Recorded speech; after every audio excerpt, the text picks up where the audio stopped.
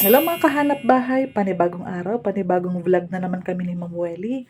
Daily tripping and daily reservation dahil taga dito lang po kami pati ang office namin. So welcome po sa Pagsibol Village Southwest, RFO this year na Cavite pa ang location natin.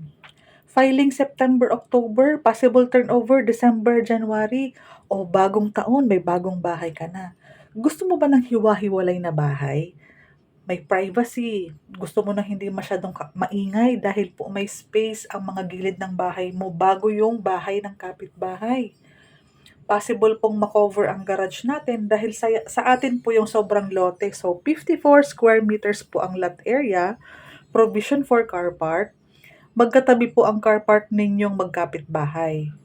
Sa isang building naman, isa lang po ang katabi mo or kadikit mo. Duplex house po ang tawag dyan or twin house.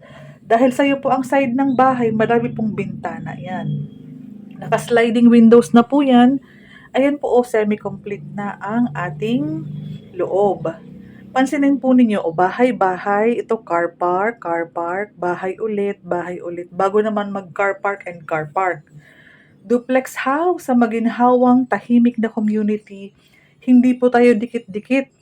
Mapapansin mo yung gilid ng bahay natin is madaming bintana sa baba at sa taas. Sa harapan, sa gilid, pati po sa likod, may bintana po yan. Yung harapan natin, 1.5 meters po yan. Yung labas natin, ganyan na po ang fixtures, may downspout, may gutter, yung pintura, naka-sliding window. Sa loob, semi-complete na. Painted ang walls, madaming bintana, sliding windows, smooth cement finish, ang flooring, covered ang garahe, kaya malaki ang living area mo. Ito yung full toilet and bath natin. Kung gusto mong mas malaking kitchen area, ito gawin mo tong dining area. Tanggalin mo yung sink. Covered ang ating kitchen area. So, livable space, pwede nang tirahan, pwede nang paupahan. Pag pinaalis mo kasi to, mas magiging malaki yung kitchen, yung dining area. Ito po, pwede mo to ipalagay sa labas. May vlog ako ng renovated na nasa labas ang kitchen area. So, bilangin mo ang bintana sa bahay, pati sa second floor, napakadami po. Yung second floor natin, check mo, provision for 2 bedrooms, 2 bintana each room, may butas ang ating aircon, naka heat insulator na. So, ito may bintana dyan, ito po, may sakit na din po yan para sa saksakan ng aircon.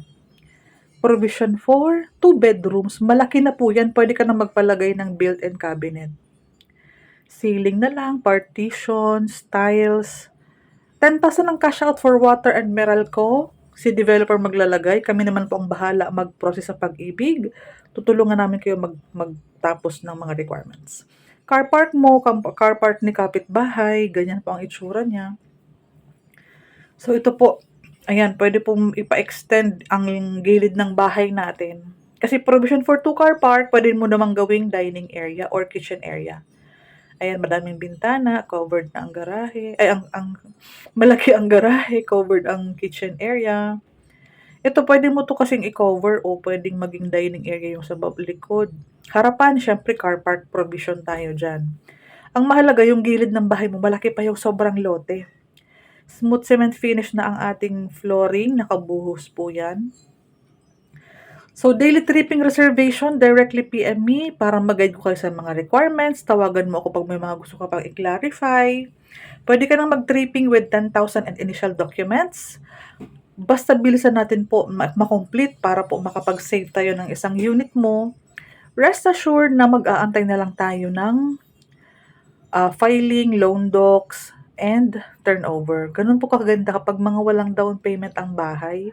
Wala ka pong babayaran habang nag-aantay. Nag-iipon ka na lang po ng pamparenovate. So, ito po ay magandang chance para sa pamilyang Pilipinong nangungupahan na wala munang budget at the moment sa pang down payment kasi ang normal down payment is 8,000, 9,000. Nasi-save up mo na yun. So, paglipat mo, may budget ka na for pamparenovate. Okay po? Supposedly, nag-down payment ka sa ibang project, kay Pagsibol Village, nasa-save up mo yun. Hinuhulog mo dapat sa down payment, iniipon mo na yung parad sa down payment, kay Pagsibol, iniipon mo. Ang bonus pa dyan, may sobrang lote ka sa gilid ng bahay. wala kang sasakyan, edi gawin mong garden. Lagyan mo ng mga tirahan yung mga dog house, dog cage. Pwede mong i-extend, pwede mong i-expand, pwede mong gawing kitchen area, dining area, extra room. Kasi ito sa kapitbahay mo 'yan, ito yung sa side mo, okey po? So, ang maganda diyan parking magkatabi.